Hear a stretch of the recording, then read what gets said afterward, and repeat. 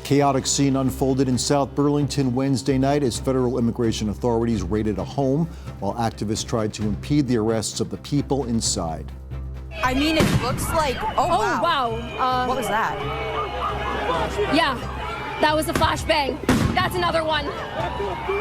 We'll break down the day's events and discuss why ICE and Vermont Police are facing scrutiny. All that and more ahead on Vermont This Week.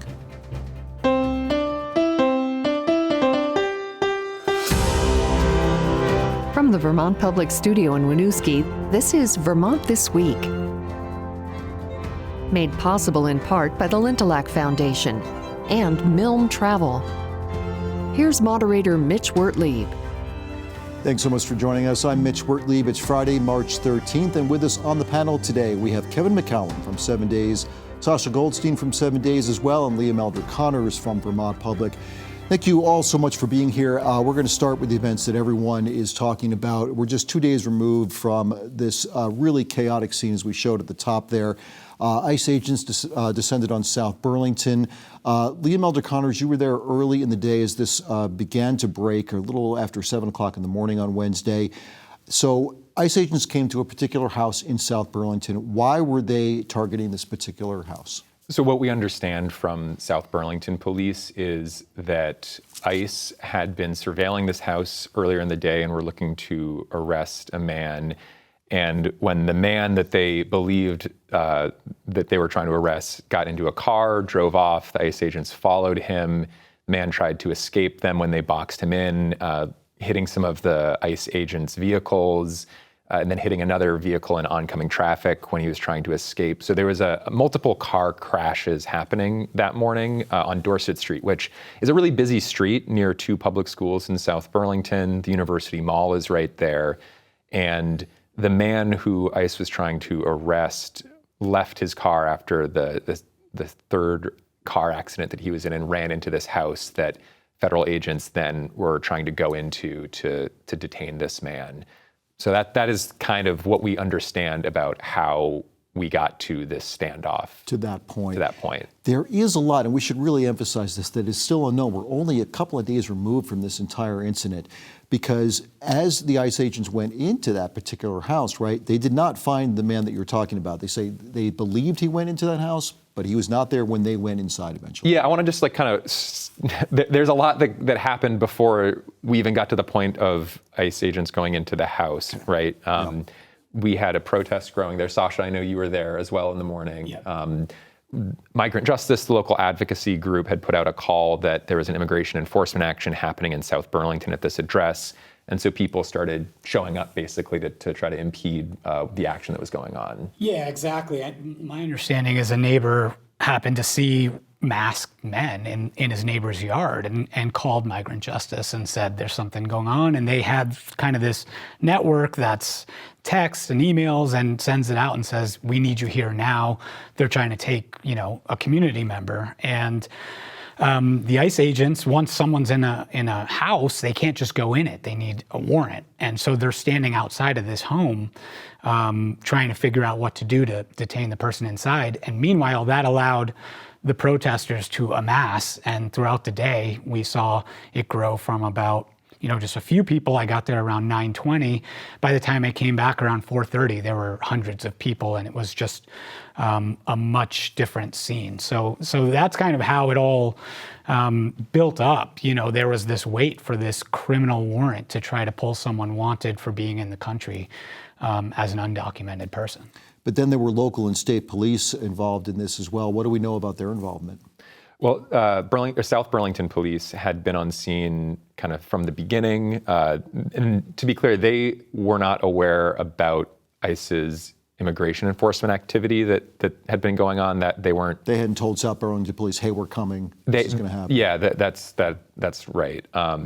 So they were there, and when we got to the scene, we're saying that they were there to kind of make sure that everyone was safe, both the ICE officers on scene, but also to protect the rights of the people to be protesting, to kind of keep everyone safe and just monitor the situation. Vermont State Police showed up later in the afternoon. They showed up because South Burlington had reached out for additional support as things started to grow and escalate, and it became clear that ICE was going to get a warrant and execute that warrant and get into the house.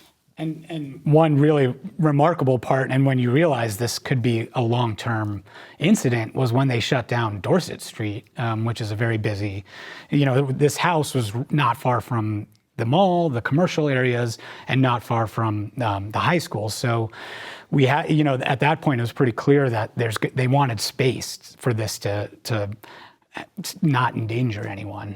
But yeah, initially when I got there, one of the South Burlington officers was talking to a woman there. He knew her from water aerobics class. So, it was like this real, it felt like the community people were there saying, we're here to protect our community. Whereas there was ICE agents that were sort of on the receiving end of some vitriol from people there who had seen things that had happened in Minneapolis and didn't like seeing it here. So what happened then when ICE went to execute this warrant? Because they did eventually get a warrant to go inside the house. Is that when things began to escalate even more regarding the protesters and the agents? Yeah, protesters had been blocking the front and back doors of the house, had encircled the house, and when the search warrant was being executed and they had refused to leave, police pulled and wrenched protesters away from the door so ICE agents could use a battering ram to knock the door down to get in the house. I wasn't there for that particular moment, but obviously there's a lot of video of this, both from our own newsroom and from other newsrooms and people that were there as well. And ICE agents went in and ended up detaining 3 people from inside the house. And that's obviously when things started to really escalate at that point. Yeah, that's exactly right. There were things being thrown through the air as they were kind of marching in. The state police sort of created a tunnel for the ICE officers to get into the house. So they were sort of sentry for them to be able to do this warrant. And I think that, in hindsight now, has sort of upset a lot of people, that local police were helping in that way, whether, that's become a very controversial issue. But that was sort of the beginning of the rising tensions. And as these people were sort of put into a car, one of the SUVs, then the attention turned to not letting those cars leave the scene. And that was when things really sort of ramped up. This was around 5:30 that they actually went into the house. It took about 20 minutes for them to come back out with these 3 detainees.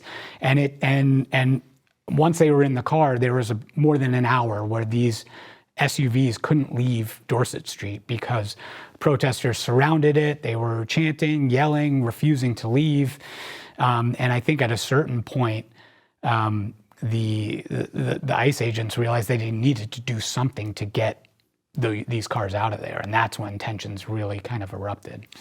Arrests occurred. What do we know about that? We know there were, I believe, 8 people that were at least detained on scene and released. So far, I believe 3 people have been cited for disorderly conduct, according to what state police put out yesterday. Mm-hmm. And we'll see. Those arraignments aren't for another month, so I haven't seen what is contained in those affidavits, or if Chittenden County State's Attorney Sarah George will prosecute those cases. Some of that is a little up in the air. We'll have to wait and see. I thought that was very interesting because State's Attorney George put out a statement kind of saying no one's above the law, vowing to look at everyone involved. So obviously she's got the state level citations for these protesters, but my reading of that statement was, if you are a police officer or an ICE agent who did something I think is wrong, I could also take a look at you. And she also talked about getting the U.S. Attorney's Office to look at what ICE had done that day. I don't know that anything's going to happen with that, but she certainly put out a statement saying as much. Again, we're only 2 days removed from this, and I want to step back a little bit here and try to provide some context, because state and local police are actually in a difficult position as well, because there is a warrant, so ICE is going in there. Were state police, to either of your knowledge, for folks who were there, saying like, look, we are there not to protect ICE necessarily, but also to protect protesters from confrontations they may have with those federal officials.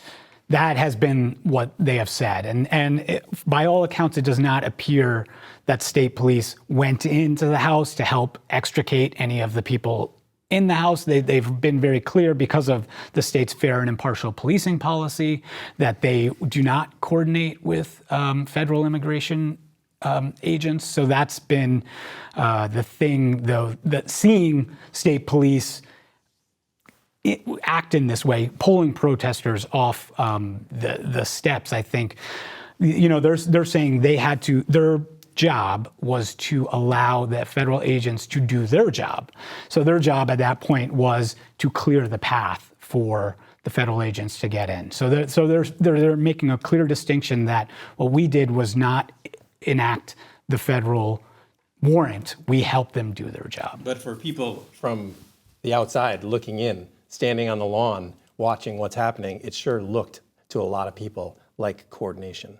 And it certainly looked like coordination with ICE to a lot of the lawmakers that I spoke with afterward, because that was the first thing they seized on. We're like, I thought we had rules, very, very clear rules that we have established over years in the fair and impartial policing policy of the state of Vermont that does not allow local and state law enforcement officers to coordinate, collaborate, communicate, or really in any way with ICE as they go about trying to do their jobs. And so that was the almost universal response from the people I spoke to, was that they were just appalled to see what they thought was not supposed to happen. And there's the distinctions that are behind that, but that was their initial reaction. Can you elaborate a little more on that, Kevin? Who did you speak to? What were some of the reactions that you got? So one of the most forceful reactions I got was from a senator who was on the scene for almost 5 hours, I think, Tanya Vyhovsky, and she was recording many of the interactions that she saw. And when I spoke to her, 12 hours later, she said she was appalled, and that what the actions that she saw local and state troopers take in this case were deplorable. And she said, she went so far as to say that she was ashamed of the actions of the state and local law enforcement officers. This is a pretty bold and intense statement for a lawmaker to make. And she was basically saying that because of what she saw was state troopers wearing masks, which is something that she feels extremely strongly about and has introduced bills to try to prevent law enforcement officers across the state from wearing masks. She just thinks that that's wildly inappropriate. And then she shows up to a protest and there's the state troopers all wearing masks. Not all, but many of them wearing masks, balaclavas. And then the tactical teams, for sure, they had masks on. So she was upset about that. Representative Kate Logan of Burlington was there as well. And she was there for several hours, and she was, feeling like she needed to witness. That was a weird thing. There was a lot of lawmakers who either were on the scene the whole time or went to the scene once they realized how significant an event this was turning into. Keisha Ram Hinsdale, Thomas Chittenden, several others went. But Kate Logan's point was, wait a minute. If you're going to arrest people for violating the law as protesters, as civil disobedience, that's fine. Arrest them, take them away. But to shove people to the ground, to knock people around, to drag people downstairs in order to get them out of the way is just not okay with her. And she was really upset by that whole, she called it, I saw people physically assaulted by local and state law enforcement officers. And so that's not a phrase you want to hear come out of a lawmaker's mouth who's got oversight over these agencies. Have we heard anything from Governor Phil Scott on this yet? Well, there's a lengthy statement that he put out. You guys are probably better able to summarize it, but effectively he was pointing, I would say, most of the blame toward ICE and toward the lack of communication that ICE shared with local law enforcement before they acted. We're actually showing a statement from the governor right now for those watching at home. That's his full statement. And for the agitator, and for the people who were agitating, I think. I think that rubbed people the wrong way a bit, hearing those there to agitate, I think, upset some protesters who felt, they were within their rights to be there to hear that from the governor. Right. But it was really interesting that night, not long, about 2 hours after this whole thing ended, The South Burlington Police Department, State Police, and Burlington Police Department all held a press conference at 9:30 that night. And there were some really remarkable statements from, especially, I think, the South Burlington chief, William Briot, who said, you know, that he was appalled in a way, or really upset with how ICE had managed things, and felt like they were put in this kind of impossible position where the ball was in motion, and we had to step in and be there to protect our community. And then we saw that in additional information that came out yesterday from state police in South Burlington, basically saying that ICE told us they were going to execute this warrant, and we negotiated with them to allow us to help facilitate the execution of that warrant so it wouldn't happen when school was letting out, so that, you know, we could handle the crowd control aspects. I mean, some of that, and ICE agents, you know, asked state police to intervene for the crowd control things. Like they did insert themselves into that. And I think, you know, protesters who were there are raising all these concerns about, you know, is that going too far? Is that like stepping over the line that we have made with fair and impartial policing? It's complicated because they had a criminal warrant, and that meant state police said that they didn't really have a choice. You know, it's a criminal warrant. We have to act on that. And fair and impartial policing policy says we don't aid in civil immigration enforcement.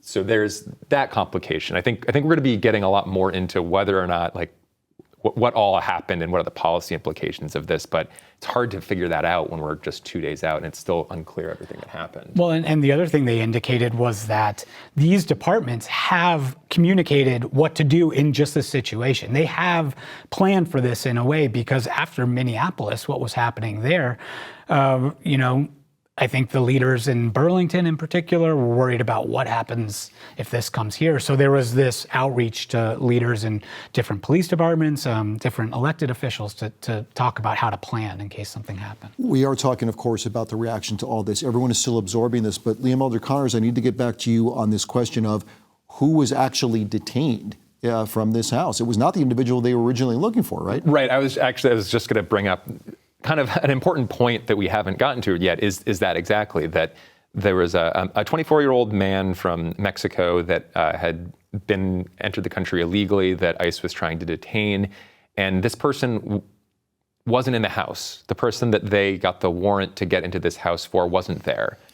So the next morning, Thursday morning, federal prosecutors said, this guy wasn't in the house. He's still at large.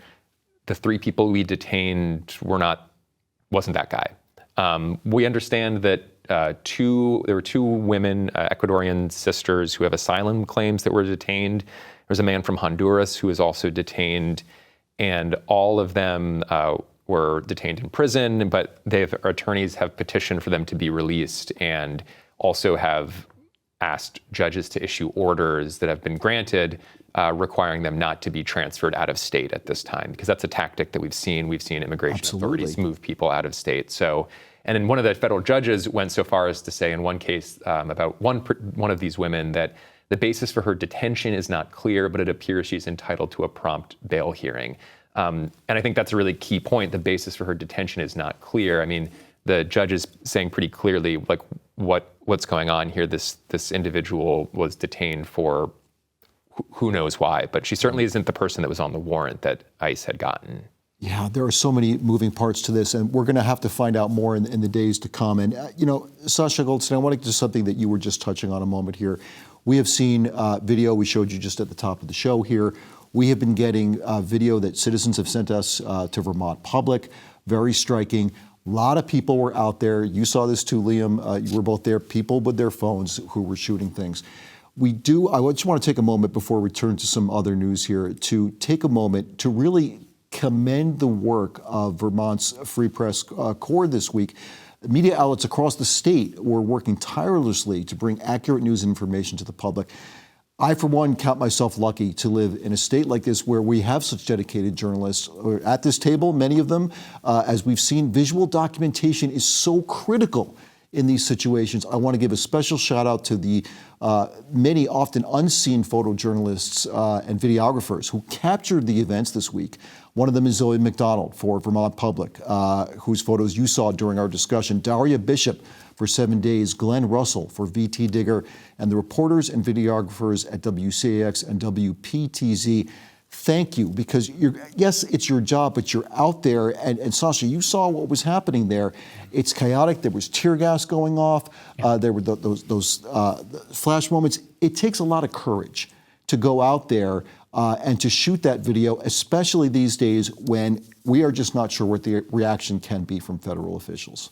Yeah, absolutely. It was amazing to see kind of everyone out there and working to get the story, and also working to stay safe themselves, keep each other safe, and just be sure that we could, as you said, document this huge news story that's kind of picking up traction even nationally at this point. Kevin McCallum, what are you hearing from the state officials that you spoke with about next steps here? Because there's going to be fallout from this, obviously. Sure. I know several lawmakers wanted to have some testimony in their committees the following morning, and there was a pitch to actually have Commissioner Jen Morrison in to talk about the incident. That, as you can imagine, was a little difficult to pull off, and it didn't happen. But there was a debriefing that lawmakers had with Commissioner Morrison and Governor Phil Scott to sort of lay out the basics of what was going on, what they knew at that time. And what they had asked the lawmakers to do was to just sit tight until the individual agencies were able to do their after action reports, get their facts straight. And the lawmakers were willing to wait for that to occur. The ones that I spoke to anyway say they were willing to wait for that to take place, but that they made it very clear that they intend to hold joint hearings in the coming weeks to get to the bottom of what happened, how it went south so quickly, and whether any policy changes need to happen in the future. So stay tuned for that. Can we expect to see other cities and towns around Vermont start to have preparedness plans, given what happened in South Burlington?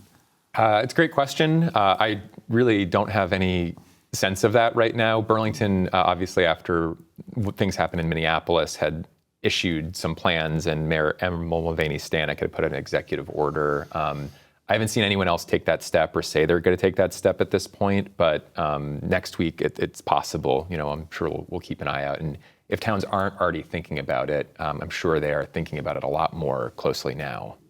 I go back to what happened, obviously, here, and we're still trying to absorb all this, but what happened in Minneapolis, Sasha, to your point before, had we not, and that video, by the way, that was made national, international, was not even taken by professional photojournalists. Those were just people with their phones. Yeah. But if we had not had that video documentation, all we would have had to go on was the word of the former DHS secretary who called the person who was eventually killed a domestic terrorist, which we know now to be completely false.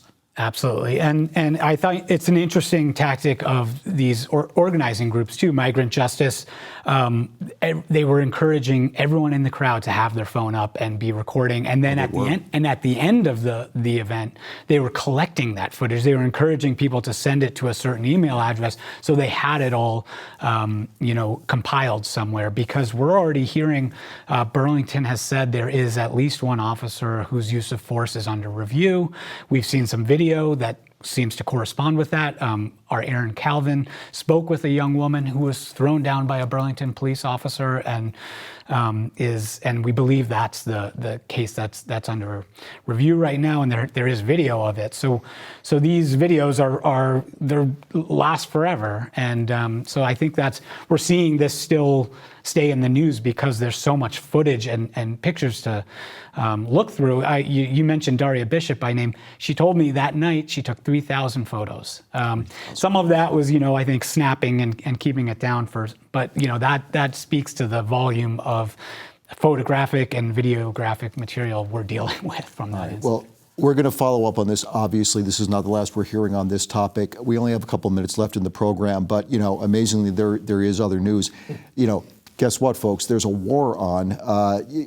Kevin McCallum, I know that you've been covering an issue at the State House that has something to do with Defend the Guard, because Vermont National Guard members could be at risk given the war with Iran. What do you know about this particular bill? What can you tell us quickly? Right. Well, as we know, Vermont Guard members deployed down in the action in Venezuela, and then they got redeployed to the Middle East, and they are flying their F-35s and bombing sites in Iran at the moment, and that is obviously deeply disturbing to many people in the state who don't agree with that action. And so there's a bill circulating, and there's a pressure campaign essentially in the State House to try to get passage, or at least a hearing on a bill that would require the governor to sign off on any foreign deployment and combat deployment of the National Guard, because the National Guard can obviously be federalized, called up by the Pentagon essentially to do the bidding of the White House or the Pentagon. And when that happens, the state really has no say or no control, but they would like the state to be able to have some say on that in the future. It raises a whole host of constitutional questions. And so for that reason, the bill looks to be stuck and probably not moving forward. But I appreciate the update on that, though. We have also some news coming up about folks who are going to be seeking office. We're going to be speaking a lot more about the Democrat, the first Democrat we know is challenging Governor Phil Scott this year, right. Amanda Janeau. We'll talk more about her on the program next week. We want to note that Allison Clarkson is retiring, longtime member of the State House, 2 decades serving in the Vermont legislature, and the Democratic senator from Windsor is planning not to run for re-election this fall. So we did want to give you an update on that. She lives in Woodstock and said she has plans to devote her time to reestablishing a culinary institute in Vermont and supporting children involved in Vermont's court system. Thank you for spending the bulk of the show on this very important story today about the ICE actions that happened in South Burlington. I want to thank our panel, Kevin McCallum from 7 Days, Sasha Goldstein from 7 Days as well, and Liam Elder-Connors from Vermont Public. Thank you so much all for your reporting. Very much appreciated. I'm Mitch Wertlieb. We'll be talking about these issues and much more. We hope you'll join us next Friday for Vermont This Week. In the meantime, stay safe, everyone, and thanks for watching.